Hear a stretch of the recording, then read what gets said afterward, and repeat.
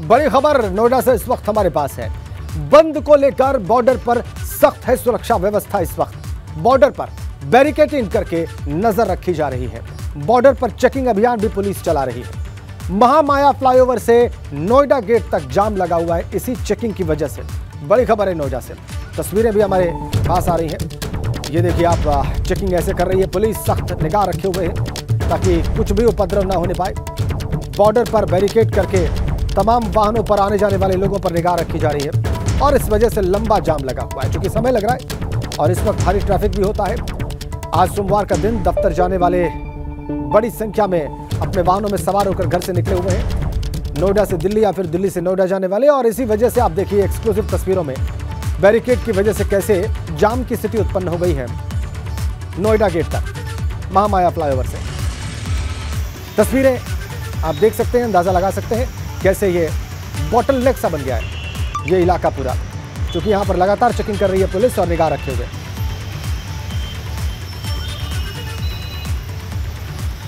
हमारे नोएडा संवाददाता अंकित कौशिक इस वक्त हमारे साथ फोन लाइन पे जुड़े हुए। अंकित, अभी फिलहाल क्या स्थिति है, क्या जाम अभी भी है और क्या अभी भी वाहनों की कतार देखी जा रही है? जी देखिए, आपको बता दूं कि नोएडा सदर दिल्ली बॉर्डर है, वहाँ पर सिटी पुलिस द्वारा लगातार चेकिंग की जा रही है, क्योंकि अग्निपथ को लेकर भारत बंद का आगाज आज किया गया था। इसके चलते जो दिल्ली बॉर्डर है, सबको जो पुलिस बल वहाँ तैनात है और वहाँ पे बाकायदा जो है बैरिकेडिंग लगाया, चेकिंग करें, जिसके कारण जो जाम की स्थिति बनी हुई थी। लेकिन फिलहाल की बात करें जाए, फिलहाल स्थिति पहले से बेटर है, लेकिन अभी भी जो लाइनें हैं गाड़ियों की लगी है, लेकिन पहले से रफ्तार अब बढ़ चुकी है, क्योंकि जो बैरिकेडिंग है उनको पहले से अब जो है पहले सिंगल बैरिकेडिंग कर दिया गया है। जो पुलिस मुस्तैदी पूरी तरीके से मुस्तैद है। और वही बात करेंगे कि नोएडा में भी धारा 144 लागू है, उसको लेकर पुलिस भी अलर्ट नजर आ रही है। जी बहुत धन्यवाद आपका। धारा 144 सेक्शन 144 नोएडा में लगी हुई है। इधर भारत बंद के दौरान यूपी के 5 जगहों की तस्वीरें इस वक्त हम आपको दिखाने जा रहे हैं। तस्वीरें हैं नोएडा, कानपुर, मथुरा, सीतापुर और वाराणसी की। हालांकि कहीं से हिंसा की अभी तक कोई खबर नहीं है, लेकिन पुलिस हर जगह मुस्तैद है, अलर्ट पर है, क्योंकि आज भारत बंद का आह्वान किया गया है अग्निपथ योजना के विरोध में। और पिछले दिनों जैसे 4-5 दिनों से जो हिंसा का दौर रहा है, जैसे आगजनी हुई है, जैसे तोड़फोड़ हुई है, जैसे हिंसा हुई है, इसको लेकर पुलिस आज अलर्ट पर प्रदेश के सभी स्थानों पर। कानपुर, मथुरा, सीतापुर, वाराणसी और नोएडा की तस्वीरें हम आपको दिखा रहे हैं। 5 तस्वीरें। रात की बात ये, शुक्र की बात ये कि अभी तक हिंसा की कहीं से कोई खबर नहीं। तो अग्निपथ योजना को लेकर विरोध प्रदर्शनों का दौर जारी है। कानपुर शहर में फिलहाल इस तरह का कोई प्रदर्शन नहीं दिखा है, लेकिन पुलिस प्रशासन रेलवे की सुरक्षा में लगा हुआ है। कानपुर सेंट्रल स्टेशन पर राज्य के पुलिस सेवा और रेलवे प्रोटेक्शन फोर्स तैनात है और अधिकारियों के निर्देशन में लगातार गश्त भी कर रहे हैं। आरपीएफ के असिस्टेंट कमांडेंट ए.के. राय और जीआरपी सीओ कमरुल हसन साथ-साथ गश्त कर रहे हैं। आसपास के स्टेशन पनकी और गोविंदपुरी पर भी चौकसी बरती जा रही है। अग्निपथ योजना को लेकर विरोध प्रदर्शन जारी है। भारत बंद का आह्वान आज किया गया है युवाओं के द्वारा और विपक्षी दलों का भी उन्हें समर्थन मिल रहा है। कानपुर सेंट्रल स्टेशन पर हम मौजूद हैं, आपको दिखाएं। ट्रेनों का संचालन जरूर हो रहा है, लेकिन तमाम ट्रेनें रद्द भी हो गई हैं और तमाम ट्रेनें लेट आ रही हैं, क्योंकि लगातार विरोध प्रदर्शन हो रहा है और पटरियों पर जो विरोध करने वाले लोग हैं वो जमे हुए हैं, वो सामने आ रहे हैं। ऐसे में ट्रेनों का संचालन अब आगे गड़बड़ ना हो, इसको लेकर के आरपीएफ और जीआरपी के जो अधिकारी हैं वो कानपुर सेंट्रल स्टेशन पर चप्पे चप्पे पर नजर रख रहे हैं। सीसीटीवी से नजर रखी जा रही है और तमाम जवानों को मुस्तैद रखा गया है। जो जीआरपी और आरपीएफ के जो आरपीएफ के कमांडेंट हैं और जीआरपी के सीओ हैं, वो इस समय आपको दिखाएं। प्लेटफॉर्म नंबर 1 पर कदम दर कदम आगे बढ़ते जा रहे हैं, अपने जवानों को ले जा रहे हैं और कहीं कोई बाधा ना आए, इसको लेकर भी सुनिश्चित दिख रहे हैं, सतर्क दिख रहे हैं। बात कर लेते हैं, जीआरपी के सीओ कमरुल हसन साहब हैं। कमरुल साहब, आप लगातार गश्त कर रहे हैं, किसी तरीके की कोई अप्रिय घटना होने की ऐसी कोई सूचना? अभी तक तो ऐसी कोई सूचना नहीं है, क्योंकि आज भारत बंद का कुछ लोगों ने आह्वान किया हुआ है ये अग्निवीरों की भर्ती के संबंध में। उसी के लिए हम लोग मुस्तैदी से अपना सब कुछ फोर्स लगा है। करीब 115 तो जीआरपी ने हम लोगों ने डिप्लॉयमेंट कर रखा है, आरपीएफ ने भी 85 आदमी का डिप्लॉयमेंट किया है और अभी तक कहीं से कोई किसी भी तरह की कोई अप्रिय घटना की सूचना हमारे क्षेत्र में कहीं से भी नहीं। सतर्कता किस तरीके की बरत रहे हैं आप लोग, क्या क्या ध्यान रखा जाए? सतर्कता, एक तो आउटर एरिया में हम लोग देख रहे हैं कि कहीं छात्रों का कोई झुंड ना आ जाए, कुछ छात्र जो हैं इकट्ठा होकर ना आ रहे हों, इस बात के लिए हम लोग विशेष सतर्क बरत रहे हैं। ट्रेनों में कोई झुंड आके प्लेटफार्म पे यात्री के साथ कोई दिक्कत ना कर दे।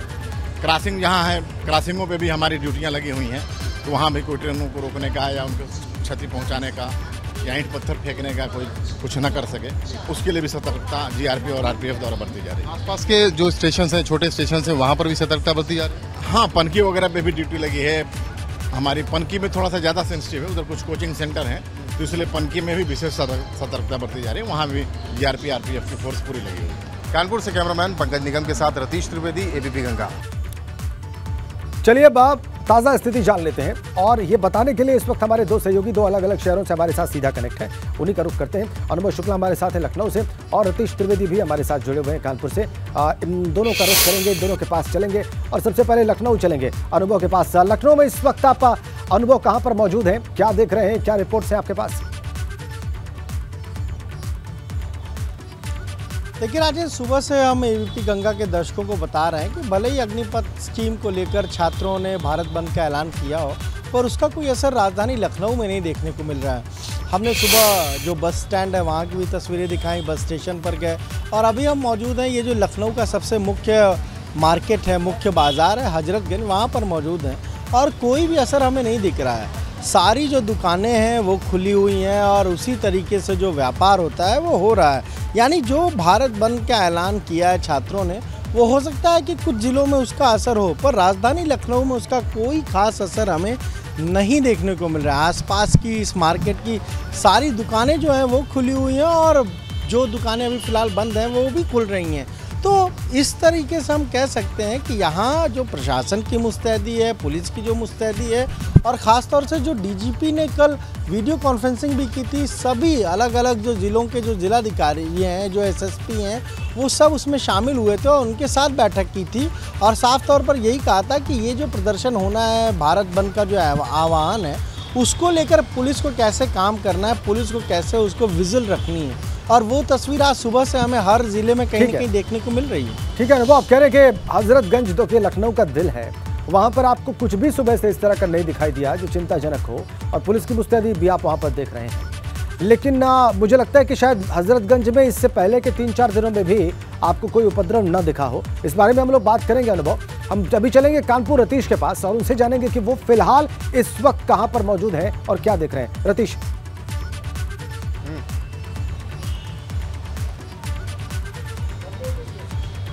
हाँ बिल्कुल, देखिए कानपुर के प्रमुख चौराहे पर हम मौजूद है, परेड चौराहे के आसपास है और सिक्योरिटी के जो इंतजाम है वो भी आपको दिखा दे। सुरक्षा के इंतजाम काफ़ी ज़्यादा है, आरएफ है, अर्धसैनिक बल है, पीएसी है और पुलिस के जवानों की तैनाती की गई है। दरअसल अग्निपथ योजना के आने से पहले ही कानपुर में हिंसा हुई थी और कानपुर में हिंसा होने के बाद तमाम सुरक्षा बलों को यहाँ पर तैनात किया गया था और उसी के मद्देनज़र अभी भी एक्स्ट्रा अलर्टनेस और ये कहा जाए कि एक्स्ट्रा अवेयरनेस के साथ जिला प्रशासन और पुलिस के अधिकारी काम कर रहे हैं और लगातार ये देखा जा रहा है कि कहीं कोई कोताही ना हो जाए।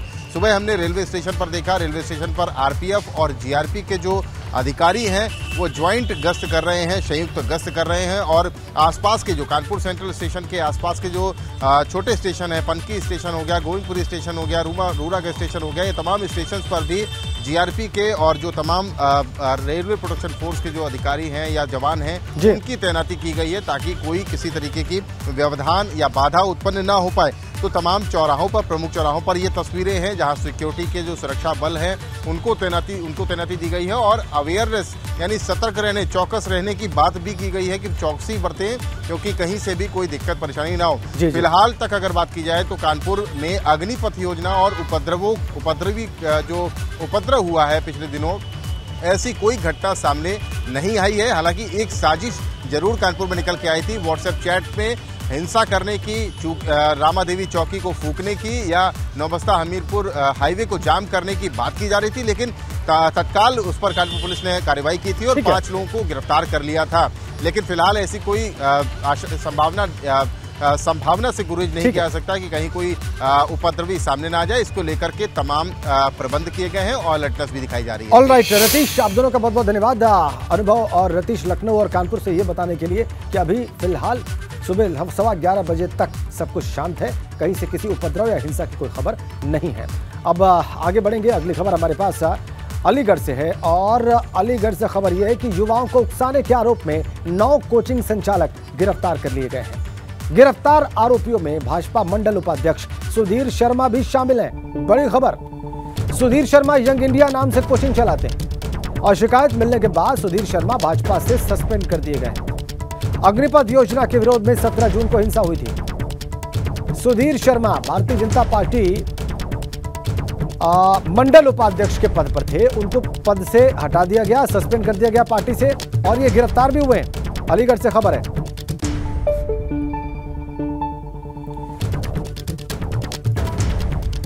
आगे बढ़ेंगे। नेता प्रतिपक्ष उत्तर प्रदेश के और समाजवादी पार्टी के अध्यक्ष अखिलेश यादव क्या लिखते हैं, ट्वीट करके आपको दिखाएं। देश के युवाओं में वर्तमान के प्रति निराशा, हताशा और भविष्य के प्रति आशंका, असुरक्षा का भाव देश के विकास के लिए घातक साबित होगा। सरकारों का दायित्व देश के वर्तमान को सुधारना और भविष्य को संवारना होता है। भाजपा सरकार का चातुर्दिक विरोध दर्शा रहा है कि भाजपा ने जनाधार खो दिया है। ये अखिलेश यादव का ट्वीट।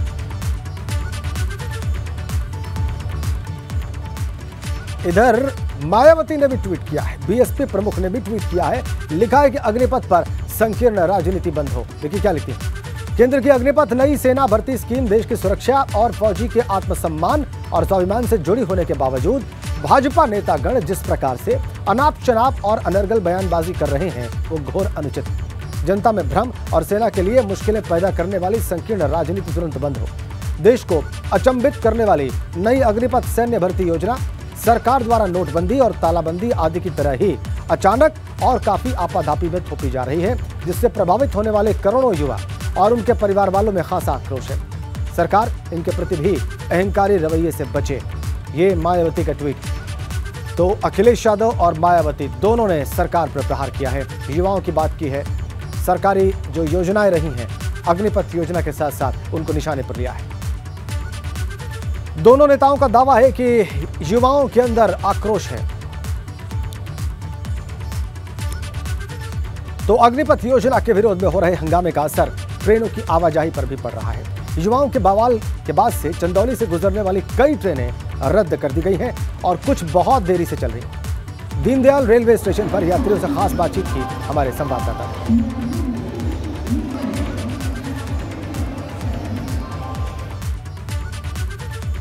इस वक्त हमें दीनदयाल स्टेशन पे आप देख सकते हैं सुरक्षा के पुख्ता इंतजाम है। तमाम जो यात्री हैं वो अपने ट्रेन का इंतजार कर रहे हैं। चूँकि बिहार में जो ECR है, पूर्व मध्य रेल, उन्होंने ये निर्णय लिया है यात्रियों की सुरक्षा और रेल संपत्ति की सुरक्षा के लिए कि हम दिन में ट्रेन नहीं चलाएंगे, ताकि रेल यात्री जो है हमारे सुरक्षित रहें और जो हमारी संपत्ति है वो भी सुरक्षित रहे। तो जो तमाम लोग हैं ये अपने ट्रेन का इंतजार कर रहे हैं। क्या नाम है आपका? संजय मिश्रा। संजय जी किस ट्रेन का इंतजार कर रहे हैं? मैं तो गया जाने का ट्रेन का इंतजार कर रही हूँ। गया? जी, गया जाने के लिए। हाँ। बताया जा रहा है कि शाम 6 बजे ट्रेन मिलेगी। जी। आप कब से बैठे हैं यहाँ? अभी सुबह 7 बजे से मैं बैठा हूँ। पूर्व मध्य रेल ECR जो हाजीपुर जोन है, ये इसी जोन में ये दीनदयाल मंडल भी पड़ता है। निर्णय लिया है कि आपकी सुरक्षा के लिए हम ट्रेन शाम को चलाएंगे, दिन में नहीं। तो उस रेल का निर्णय कैसे देखते हैं आप? इसमें सारे यात्रियों को बहुत असुविधा हो रही है, क्योंकि किसी को अपनी अपनी ज़रूरतें हैं, उसको पूरा करने के लिए अगर समय पर ट्रेन मिलती तो अपना ज़रूरत पूरा कर लेते हैं। निर्णय के लिए आपकी सुरक्षा अगर हो रही है, रेल कर रहा है तो ठीक है। हाँ, सुरक्षा के लिए करें तो सही है। शशांक शेखर पांडे, ABP गंगा, चंदौली। खबर कानपुर से है। सरेआम फायरिंग का एक वीडियो वहां से सामने आया है। एक शख्स बंदूक से खुलेआम गोली चलाता नजर आ रहा है। बताया जा रहा है कि फायरिंग करने वाले शख्स का उसके बेटे के साथ किसी बात पर विवाद हो गया था और इसी विवाद में उसे फायरिंग शुरू करनी पड़ी और उसने फायरिंग शुरू कर दी। और ये वीडियो श्यामनगर इलाके का बताया जा रहा है। पुलिस ने बहुत मशक्कत के बाद किसी तरह से गोलीबाज शख्स को सरेंडर करा। नहीं, वो गया। अरे नहीं, आवेंगे बतावेंगे, रुक जा, सबर हाँ सबर कर बतावेंगे। श्यामनगर इलाके में फायरिंग से सनसनी फैल गई। आपसी विवाद में एक शख्स ने फायरिंग की और देखिए आप कैसे फायरिंग की उसने। बेटे के साथ विवाद में पिता ने ही फायरिंग कर दी। आवेंगे बतावेंगे, रुक जा। श्यामनगर इलाके में यह हुआ चौंकाने वाला मामला, सनसनी फैल गई पूरे इलाके। सबर कर बतावेंगे।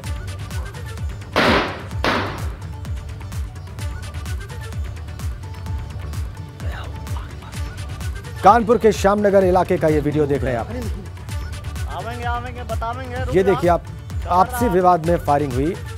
फायरिंग करने वाला शख्स पिता है, पिता पुत्र का विवाद था। श्यामनगर इलाके का वीडियो है। स्वाभाविक सी बात है, दोनाली बंदूक से फायरिंग की गई लगती है और सनसनी फैल गई पूरे इलाके में। बेटे के साथ विवाद में पिता ने फायरिंग ऐसे की जैसा कि आप देख पा रहे हैं। हाँ, सब्र कर बतावेंगे।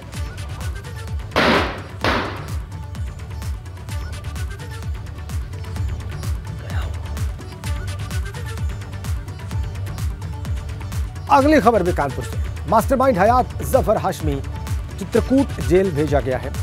मोहम्मद राहिल पीलीभीत जेल भेजा गया है। ये बड़ी खबर। हयात जफर हाशमी चित्रकूट जेल भेजा गया है। मोहम्मद राहिल पीलीभीत और सुफियान सोनभद्र की जेल पहुंचा है। हयात का खास सिपह सलार जावेद खान बस्ती जेल पहुंचा है और आईबी की रिपोर्ट के बाद जेल शिफ्टिंग की कार्रवाई हुई है।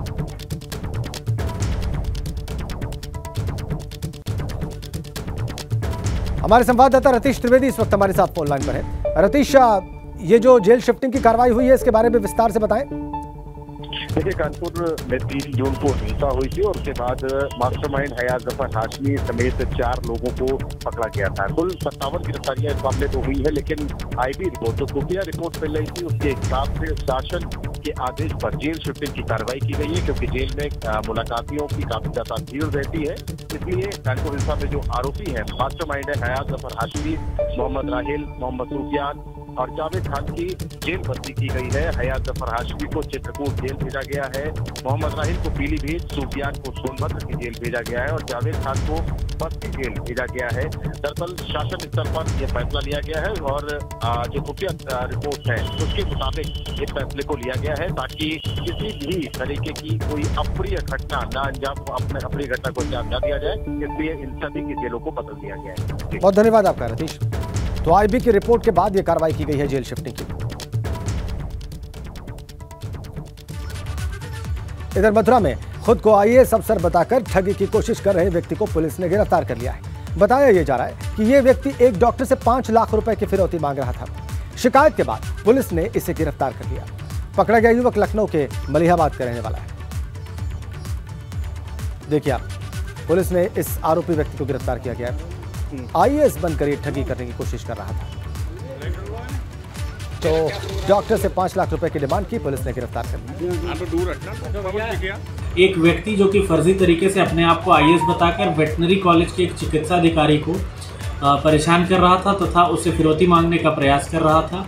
उसका आइडेंटिफिकेशन किया गया। आइडेंटिफिकेशन करने के उपरांत उपरोक्त व्यक्ति के फर्जी पाए जाने पर उसके विरुद्ध अभियोग पंजीकृत किया गया। अभियोग पंजीकृत करने के क्रम में अब इस व्यक्ति की गिरफ्तारी कर ली गई है। इसके विरुद्ध अग्रिम विधिक कार्रवाई की जा रही है।